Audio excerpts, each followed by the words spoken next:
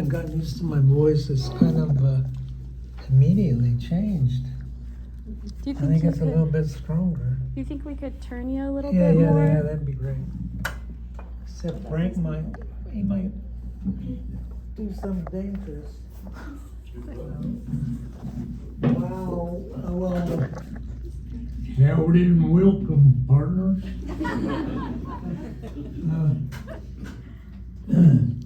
I don't know that I like that. Does it have to be that close to me? Oh well. Wasn't that close till you leaned into it? I don't know that I like to even call myself an artist. Yeah, I think it kind of gets confused, labeling and stuff. But anyway, as we go along, I probably tend to get into little rabbit trails, and will lose track of my thoughts. And it's kind of the way life is. There's so many different kinds of relationships and ways things tie together, and maybe don't tie together. But a lot of times, I think I tend to kind of get lost, along the way in that. It's like, people all my life will ask me, well, I guess that does have to be in front of me. What's your favorite color? Or what's your favorite food, or favorite this, that, and the other thing? And, I just don't really have any favorites. But maybe that's a cop-out too, because I can't remember the name of hardly anything. So, but no, it's usually like things that go together. Like spinach and vinegar. It's I like that combination. Oh. Yogurt and strawberries. What can I say? And anyway, I've been labeled an artist, and I don't see that as a negative or a positive, but it can have a lot of different meanings to it. And kind of partially my goal, and more so in the last few years of life, trying to discern more between the difference between what I've been taught, by teachers and family and friends, and what reality is. It's kind of like, there's like you're gonna figure out here that I haven't really prepared anything. But it's a little, a difference between spirituality and religion. They're not the same thing. And I know as a young kid, I was interested in how things work. And I don't remember this real clearly, this story, other than the Derringer that I bought my brother that's 2 years older than me. We were living in Buffalo, New York at the time. And I was just curious how that cap is a cap Derringer. It looks like a lot of us are at the age we'd remember, a little red roll of things with a little, cap gun. And anyway, I bought it for him, or Mom in my name bought it for him, for his birthday. And I must have been about 3.5 years old, because we lived in Buffalo, New York. And anyway, I got it apart, but I couldn't get it back together. And I learned a little bit of a lesson. You're not supposed to, buy somebody something and then tear it up. But my mom, I think, was mostly probably responsible for pushing Crayolas at me, and let me play in the sand. And I've just always liked making and building stuff, getting into woodworking. I imagine, everybody read that artist statement there, right? Yeah. Well, if you're kind of like me, you probably would know. I always like to look at artwork before really reading, anything a critic would say or the artist would say, and same thing with the little title label things. We'd go into a museum and with my immediate family, and I like to run through real quick, getting an overview, and then things that have kind of caught my attention. Then I like to go back and spend a little bit of time with it to, just try to experience it with a fresh, open mind. And anyway, that question of, what's a fresh, open mind? What is reality? What have we been taught, and isn't, really the truth? If I was born in a different part of the world, I'd probably be a Muslim, where, being born here and influences, I'm happy to say I'm a Christian, and that's not to say anything bad about, other people, but, I have a kind of a story there where I never would have thought I would have been a Christian. As that little kid that was taking things apart, I almost started to feel like I prepared something. I'm tying stuff together. Must be the morphine. My gosh. Actually, that crayon drawing up there, we had a rodeo. That's one of my earlier works from kindergarten. On the back side of that frame, there's several other months, and it's something my mom, had saved. But there's really a freshness to that. It's all by memory in my work. I tend to try to, or don't try, but I, just work out of my head. And recently, since I started doing the digital work, I'll use some photography, and I can't draw a figure very well. So if I really want a figure to look like a figure, why not use a photograph? And it tends to work. But, and early on, I remember really trying to, imitate nature, trying to draw and paint realistic, and I could do it. I think I'd be really good at it, if it really kept my attention. But I'm happy to say it wasn't important to me, and with that statement that I, had I come in this gallery, probably wouldn't have read. Tends to allude to, the idea of spirituality, I believe, emotional aspects of, who and what we are. I think more than anything, we're emotional, spiritual beings, and we're just here for a little while. And I like to think in terms of eternity. God equals the moment, and the moment equals eternity. It all kind of tends to tie together, in a way, for me.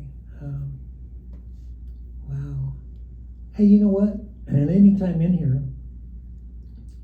hi, Valerie. Valerie, she's a massage therapist. If you need some relief, get with Valerie after. Where were we? Oh, I was going to just say, anytime you can interrupt me, because I can just keep bubbling along. And I think Tara had written something about this being 6:30 to 7:30. That's a long time for anybody to sit and, listen to anybody. A long time for me, anyway, to listen to myself. What are these over here? You know, that's something in itself. Yeah, I got an MFA in printmaking, and you know, I think part of what I liked about it was most of the art I've ever seen was through books, and books take, you know, a painting that's real fat with oil paint or straw or whatever it's made out of, and you know, that printed surface unifies everything. You know, so it's really a different experience. You know, and I only went to New York City one time for a couple of weeks, and felt like I was under, you know, 100 feet of water. It's like, you know, scuba diving, except under, you know, in a little different kind of way. But I was real surprised by work that I really enjoyed, that I'd paid it close attention to in books. So I saw it in person, and I just died on the vine for me. And then other stuff that I hadn't paid attention to, like oil really caught my attention. And then I could say, I guess, shame on me because of developed taste. You know, things I'd learned or things that had been pointed out to me. You know, that, you know, I'm in a, you know, major museum in the world, and I walk by really major stuff real quickly because of my developed taste. And thankfully, over time, we can grow and change, and I think it's possible to, in a sense, regain our childhood. You know, open up. Yeah. Was that 5 minutes or? Just Do a you- question over here. Are you ready for questions? Oh, anytime. Okay. I was wondering, you know, you've been an artist for a long time, and through the years, can you identify what your greatest struggle was in, like, you know, creating art, or if you even had a struggle? You know, making stuff, I would say has never been a struggle. It's a joy. And actually, the idea of showing art, the idea of, just the idea that even thinking in terms that art's important, or art's intellectual, or art's, you know, think of the last century, you know, art trying to describe itself, like what is art? Yeah, I think the struggle's been after going to college and getting educated is when a struggle became, because then it's like, oh, you gotta try to justify it. Yeah, you gotta talk about it. You know, where there's certain purity and joy in just making and doing.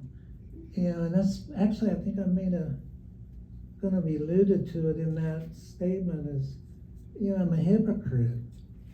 I really am, because if I was just doing my thing, mostly there wouldn't be any figures probably, or anything recognizable. Man, I'll have a canvas out and throw some paint down, and you know, I get excited about it like I did when I was a kid. Like when you're outside in the dirt and come in and take a bath. Of course, everybody takes showers today. Nobody takes baths, but you take a bath and then drain the water out. You know, and leave those really nice dirt ring stuff, textures and whatnot. Hey, to me, that's something to show. You know, it's like I just get moved by that stuff. Looking at, yeah, I can see it in my mind's eye now. The doorway in the bathroom, you know, where I grew up, it was a, I think, what kind of wood was that? Must be maple. Anyway, seeing figures in it. And I just can't, you know, I haven't been able to have the guts to not leave the figure out. You know, when I started, I started looking at the stuff down there, I just start seeing all sorts of stuff in it. You know, and I don't know that it means anything, but then along the way I'll start pulling stuff out like that, and then in some narrative way I'll start to get some meaning out of it. And something I found interesting, in my work, where a lot of times you start things or make something and just put it to the side, and then a year or 3 years or whatever later, you come across it, and then it's like, well, I can see where that came from. I mean, you can understand it, how it was, what was going on in your life. Then, a really good example. Well, maybe it won't make any sense, but I like your smile. You got a good one too. I'm looking around. Oh my gosh.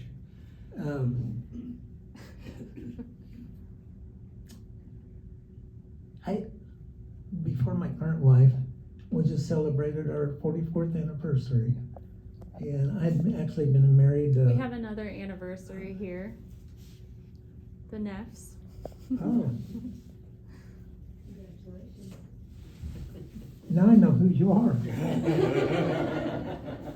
Okay, now, this is getting dangerous. Oh, I can tell stories. This is getting dangerous because I have immediate family members here, and then somebody going back to my first grade.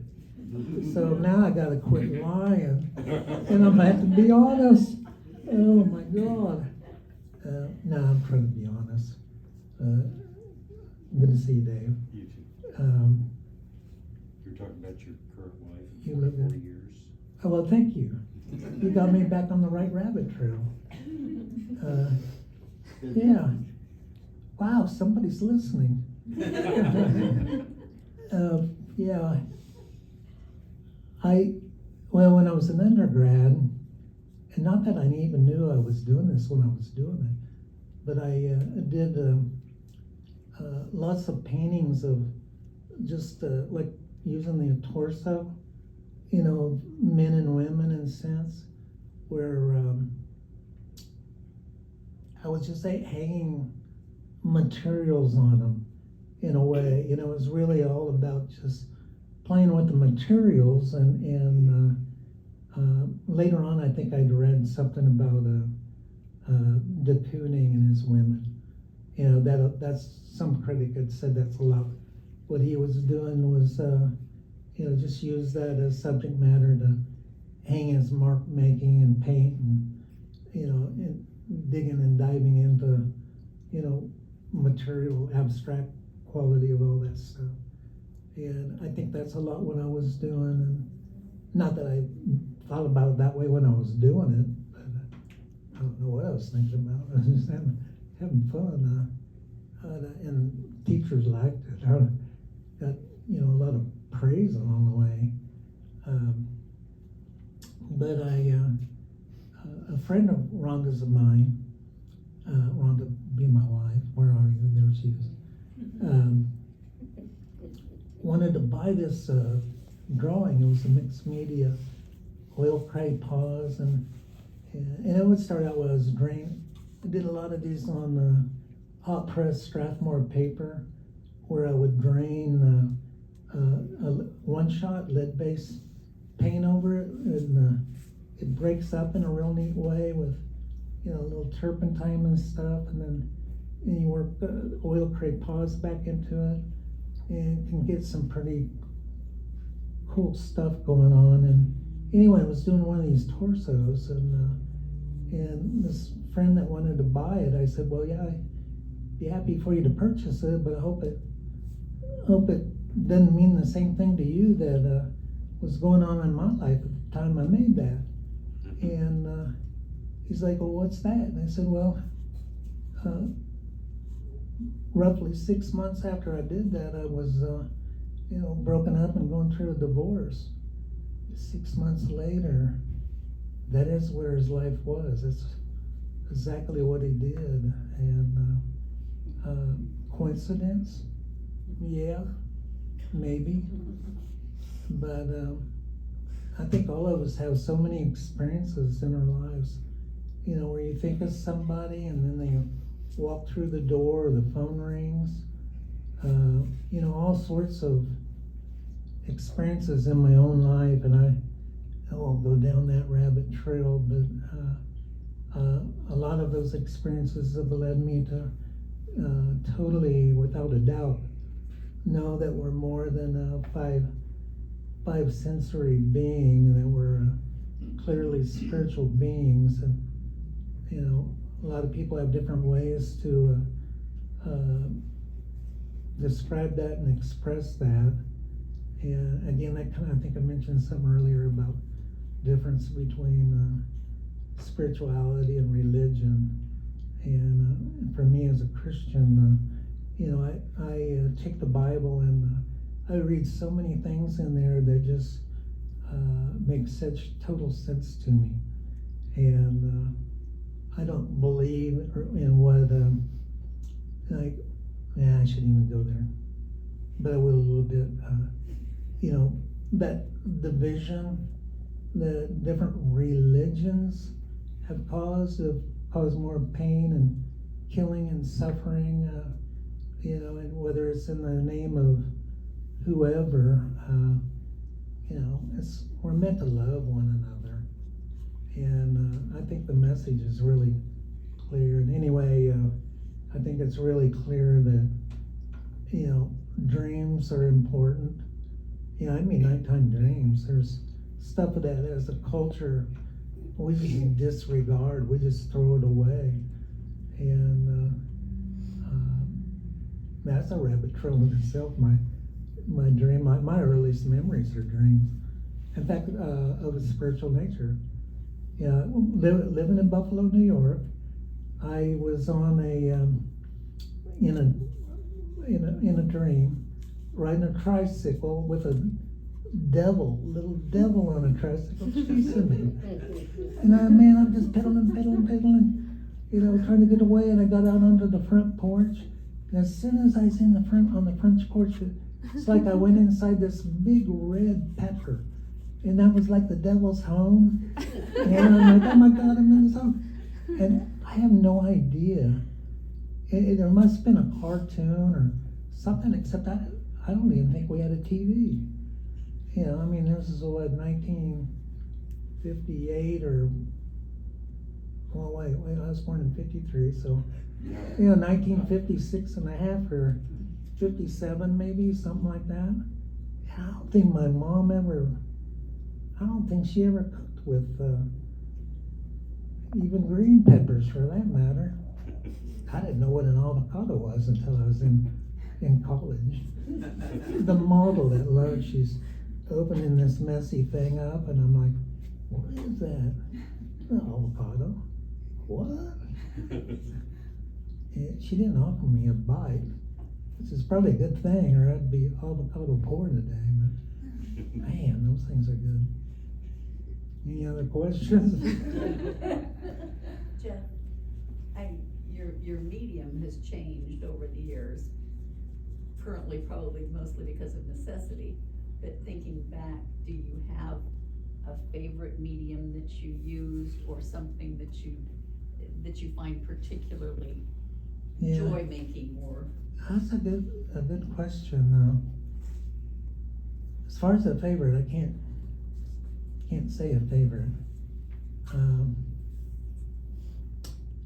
You know, at a pretty young age, I was allowed knives, and you know, I liked to carve in wood. In Boy Scouts, I carved.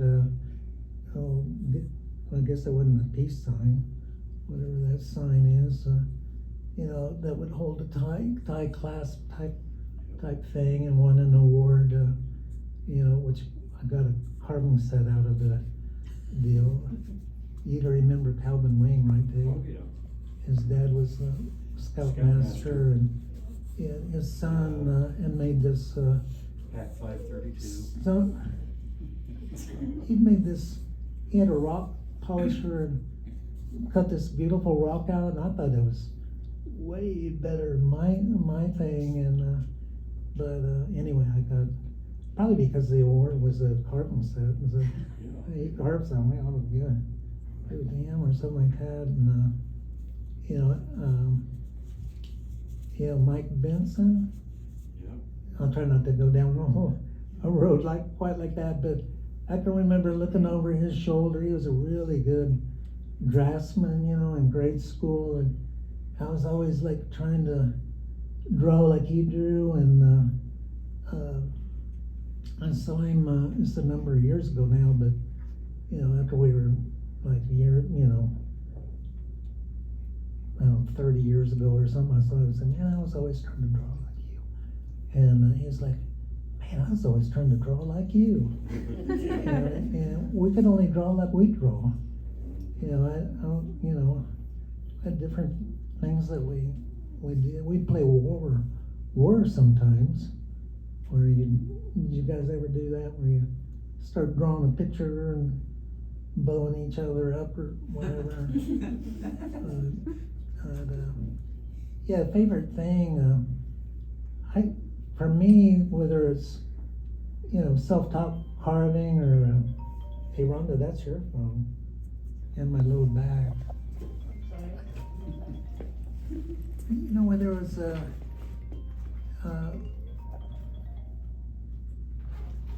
you know, yeah, when actually the day, I think it was the day before Rhonda and I got married, I quit a good paying job with benefits at Boeing, and we go on a 3-week honeymoon, and anyway, I bought a bunch of woodworking equipment, and well, it took me time to accumulate all that stuff, you know, going to garage sales and stuff like that, and anyway, taught myself to, you know, do cabinet making, and back in the day, you know, Shirley Glickman and a lot of that old gang of artists, you know, they would use me to, you know, make frames, but hi John Snow, getting into stuff new is what I really like. You know, it's like you know, my undergrad stuff was painting and drawing. I actually started out in fashion illustration, well, graphic design. A friend of mine, we used to have a Harley. I was, in my time as a biker, and actually built a Harley, chopped it in my kitchen and over on Waco, which was a project. I got into it. It was kind of a artsy thing, you know, taking a ball peen hammer to the Sportster tank, and these other guys like, what do you do when how can you beat a tank up like that? And I had a plan, but a friend of mine, he saw me doing a drawing, you know, it would have been like 1974 or something like that, and actually I drew the head of John Lee Hooker from an album cover, and I'd put a iron riveted collar around him, where I'd riveted him to the ground and had like snakes flying through the air and some weird stuff like that, and he's like, wow, you draw better than my sister. I'm like, oh, wow, yeah. He goes, man, he goes, you ought to hang that up. I'm like, what? And I used to always just make stuff and throw it away. I didn't keep it. You know, it was just for me. It was doing my thing. And I thought, really? And he's like, yeah. He goes, man, she's getting $5 an hour doing fashion illustration for Henry's. And like, $5 an hour for drawing? And I draw better than she does, you know. I'm like, wow. And, you know, I was working in a meatpacking house for $2.65 an hour, and I thought, man, I'd rather be drawing for $5 an hour.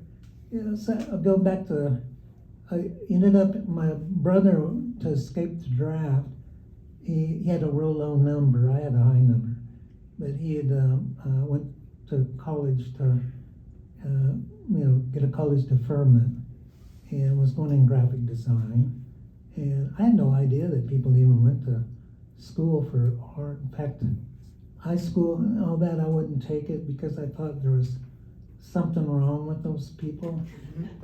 It's like I didn't want to be associated or whatever, and I just was totally ignorant about the whole business and industry and whatever. But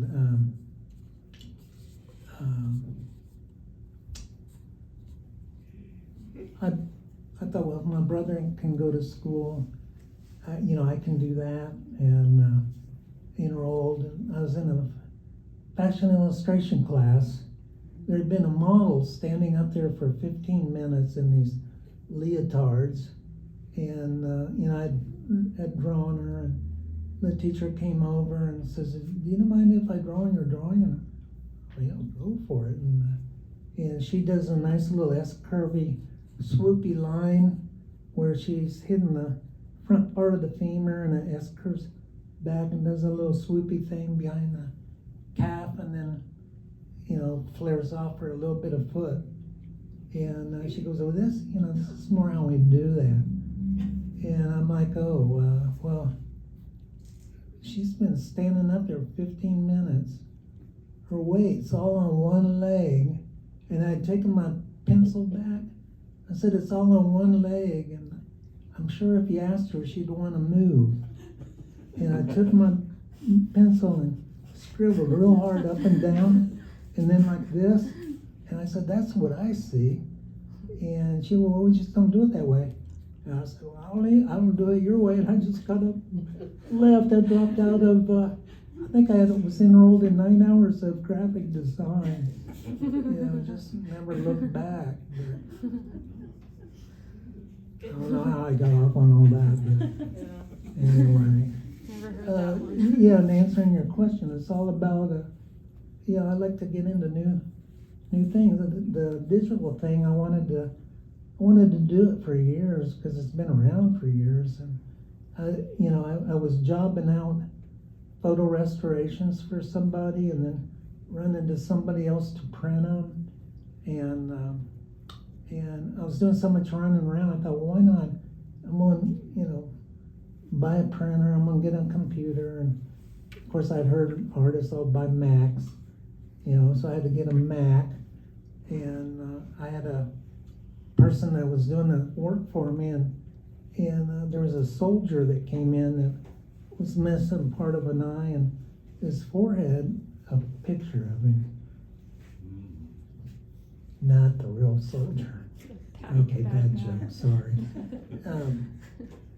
I didn't like how she was doing the eye, and I thought, well, if I could just digitally paint that in, I could get it where I want it, and I did. And I don't know how many, 40, 50, 60, 100 hours later, figured it out good enough, and showed it to my customer, and they were happy.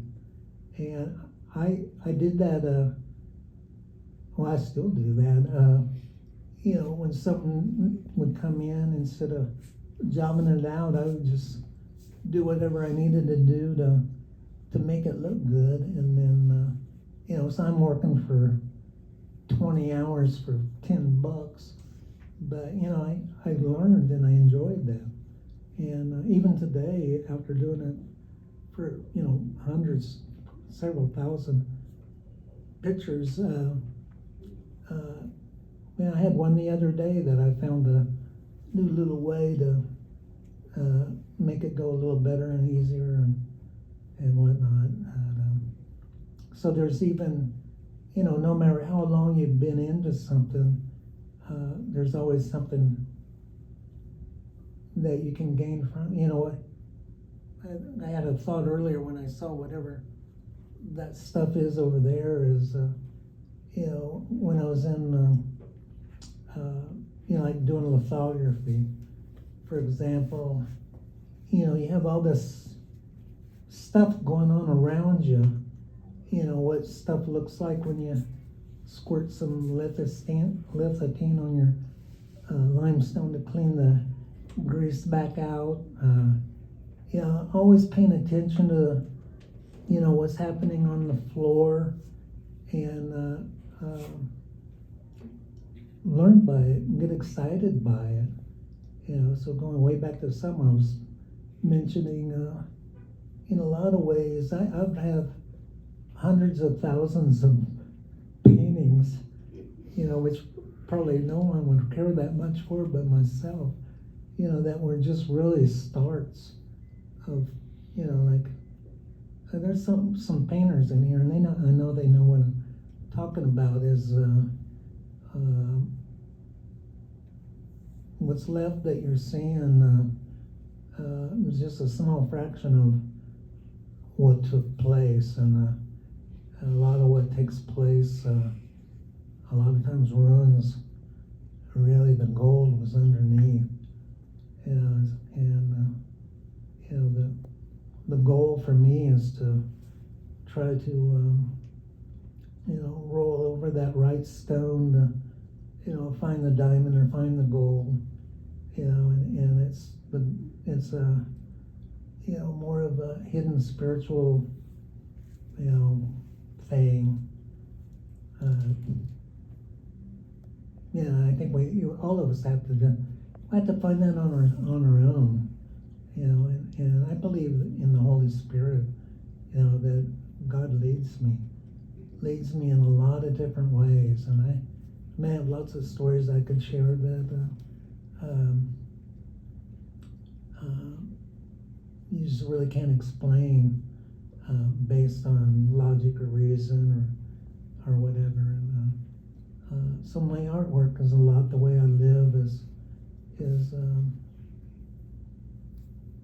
pretty intuitive. I didn't plan on I didn't plan on a frame shop. I didn't plan on going to school. I taught at Wichita State for 2.5 years after I graduated. I didn't plan on, just a whole lot I didn't plan on. And in our culture, it is important to, plan, but it's important to stay open to get outside of,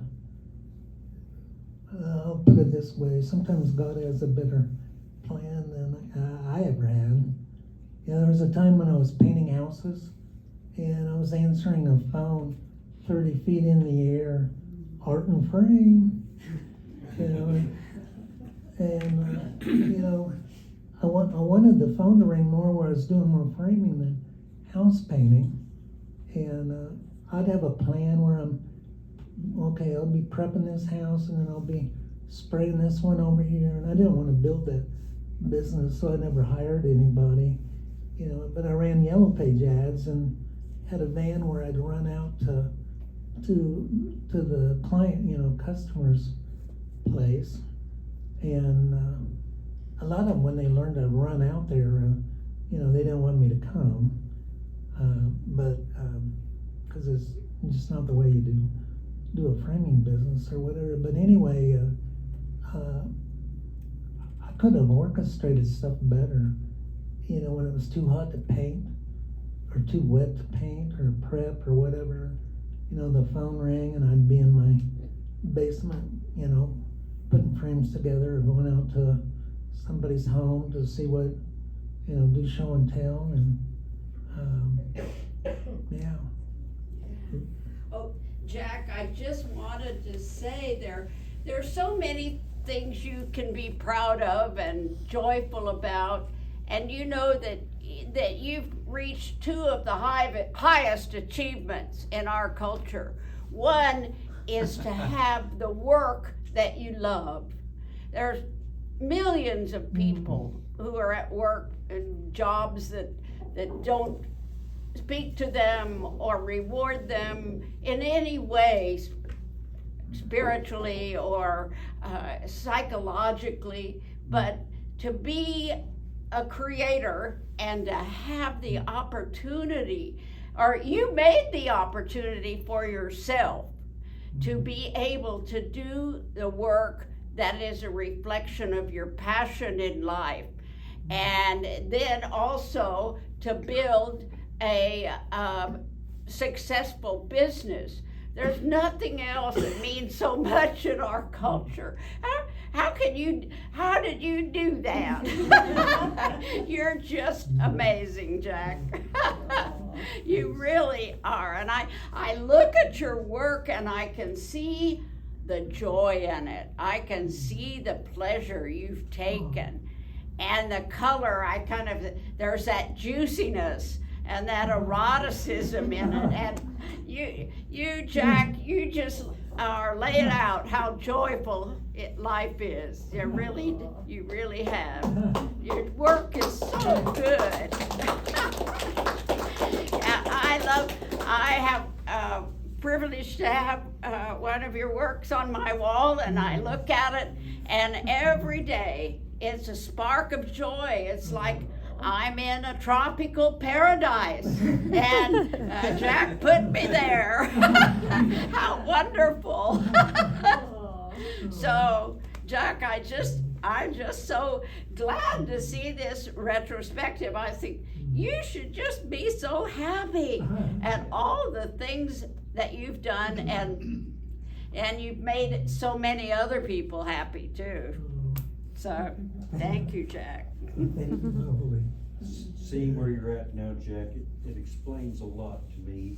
When we were kids, there was a fort that we dug in the vacant lot next to your house. Yeah. Had a big tire on the top of it. Yeah. And you arranged sunflowers around that door opening. And now I get it. We wait for a car to come, and then we all run and start diving in the tire, disappearing. It's like, man, I don't know, all them kids diving.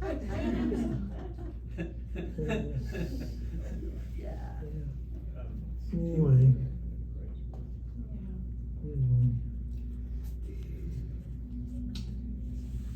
Any other Plus, questions?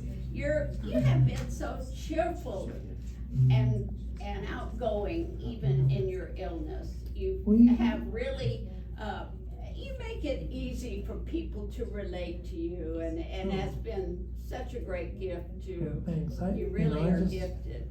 I just give the glory to God as far as all that goes. You know, it's like, well, I don't know if everybody knows it or not, but, you know, I was diagnosed with ALS 15 years ago. Nobody can see that right now. Well, it could be He has ALS, a car everybody. wreck, You just noticed? car wreck or whatever, but you know, first, basically 4 days I bawled my eyes out, you know, to God. It's like, how do you live like this? You know, I dropped Rhonda off at the hospital, and her dad was there. And over the course of less than a block, when I'm driving, I started thinking about my memorial service. And I thought, well, you know, who would be there? Like, they gave me a couple of years to live, 2 to 5 years to live. And I was afraid to ask how long I might be able to walk. So I asked how long I might be able to use my hands. And they said maybe 2 years. And anyway, so I'm thinking I'm not going to live very long, let alone be able to do much. And thinking about that service, who would be there, you know, what would it be like? Oh, I could have my artwork there. And then I saw myself in the coffin. You know, I thought, oh, that'd be fun. I could paint open eyes on a pair of glasses. People look at me, I'd be looking back at them. You know, I thought that would be fun, you know. And I started a fundraiser for ALS, and my team's called Eyes Wide Open. And that's kind of where that came from. But in that moment, maybe it was more than a block, 2 or 3 blocks, I mean, just within seconds, it just came to me. It was like God just said, this is how you live, just like you've always lived. One day at a time, in the moment, do what you can do whatever's put in front of you to deal with and do, and that's what I've done. You know, I mean, clearly it comes with, you know, challenges. There's a lot of adapting. You know, I got this belt on, so I'm not shooting you the beaver. My legs wanna. I guess I don't need to explain anymore. But yeah. And anyway, I got a great support team of people around me, both family and friends, and you know, doesn't matter how healthy you are. We all need people. We all need a tribe. You know, it's. I think our culture's gotten really confused as to, you know, what's important, and you know, it's relationships, and you know, for me, not that it's always been this way, but as far as the hierarchy, God first, you know, family second. You know, I don't know where I'd place art or occupation, you know, or any of that, but there's you know, a lot of things that are just gray areas that don't really matter. But you know, relationships we have with one another is really high on that priority list. I think it probably is that way for most everybody. I have a question. How has art helped you with your relationship with yourself? You're putting like relationships up here, but how about like your own self? I think I was just born to make and do and tear stuff up and try to make it in a new way.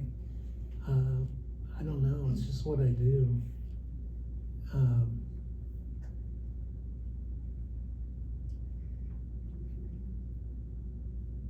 Well,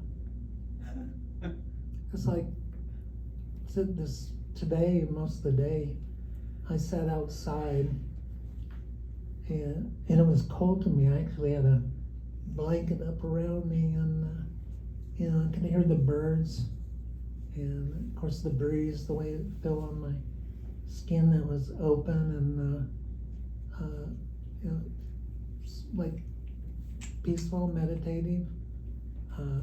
When I'm actually making art, it actually is on that statement, is I don't like to listen to music, or I don't like any distractions of any kind around me.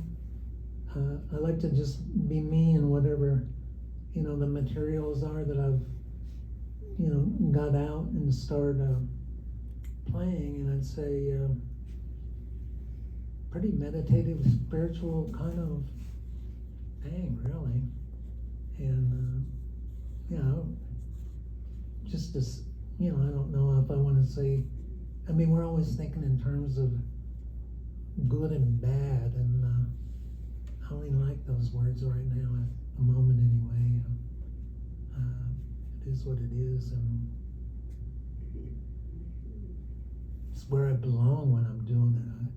I guess that's probably a better way to say it. Belong doing it. Alright, well, we're at 48 minutes, so. Oh my gosh. See Any me, last feel questions? me, touch me, la-di-da-da. I did. I told you it was going to turn into karaoke. What? Earlier I said we might do karaoke later. Oh. They were asking what the microphone was Oh. for. You know, it's amazing. I got a lot of air. My breathing, like most people end up dying from, you know, not being able to breathe, and you know, you know how they measure my forced vital capacity is like 35%.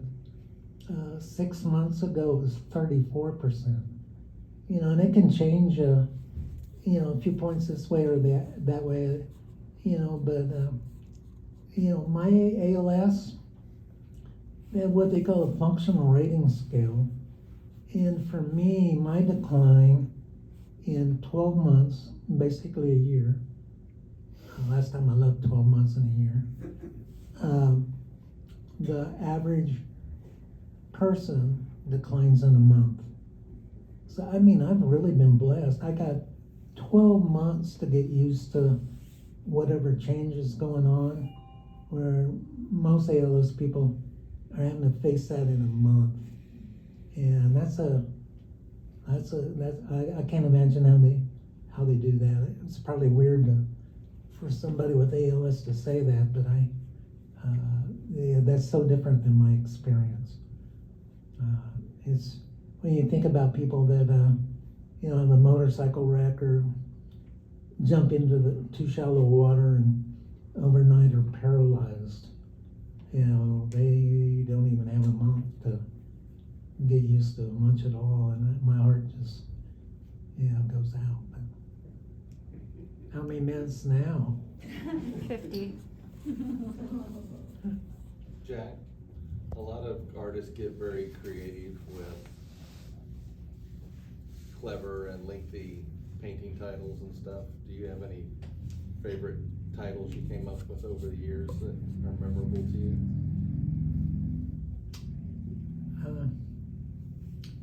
Actually, it's not mine. I use this title, but a friend of mine that killed himself, Phil Mahundro, really talented artist, really gifted guy. We were talking about titles, and he said, well, why not just title it Ticks on My Instep? And I like that. But I did do a series of titles where I used to do these big graphite scribble drawings that took a lot of, I'd use a big handful of pencils and do these scribbly things, and they'd be figurative, and I'd title them stuff like female standing still, or actually have a painting in my house that I call Still Life, like in the sense of fruit and whatever type still life, but I think of it like the idea of still living. And you look at the painting and it's real busy, and there's nothing quiet about it, and has lots of narrative meaning to me. There's architecture in it, a lot of different figures, a little thing that I can't say I've thought it out till it just, and that's how a lot of things happen, they just happen.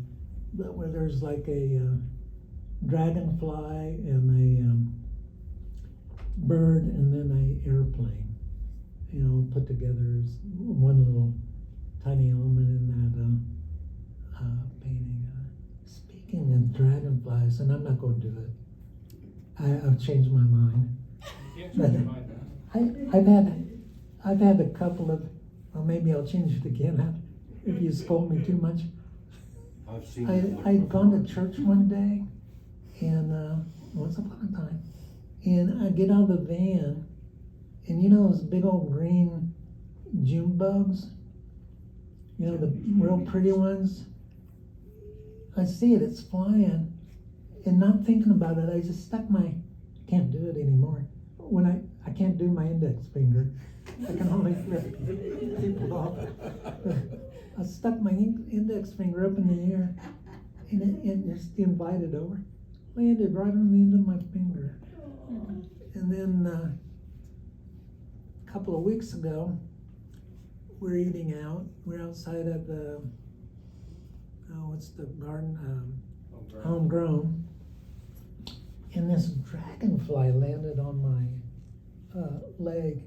And I saw him flying around, and I thought about him coming over and landing on me, and he did, and I found it interesting, and I liked how it looked on my leg, and I told Tara, I said, I think I should get a tattoo of that on the wheel. I'll get one with you. She was so excited about it. Anyway, like stuff like that, when I'm saying an act of God, maybe it's coincidence. I don't take it for what you want. I just see it as we're all connected, before I ever believed in. But when we were Methodists as kids. Hardly ever went. We were getting supposed to get baptized, so we went to some class stuff. And I learned the Lord's Prayer. I think I memorized that there. And then my mom had bought a wool suit, and she had said, "Whatever you do, it's wool, and don't get water on this." And anyway, in the Methodist Church, they sprinkle you, and some of that water went down on my jacket. I'm like, God, dude, it's got me in trouble. I'm not supposed to get water on this. Well, after that, my dad said, "Well, you boys can go to church if you want or not." And we're like, "No, I'm not going." So just never really, paid the church any, mind at all. Golly, where was it going with this? Dragonflies. And that you're getting a tattoo with me still. Yeah. Now I'm losing my marbles. Those were gone a long time ago. It's that morphine. Jeez, I really lost it. And that we're all connected. Oh, thank you. Yeah. Dragonfly. Yeah, like in college, I wrote for art history.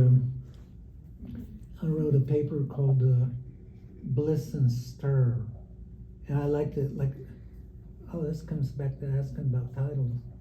Blister or Bliss and Stir. Blister. Anyway, I was trying. Like, there's volumes of Carl Jung's studies.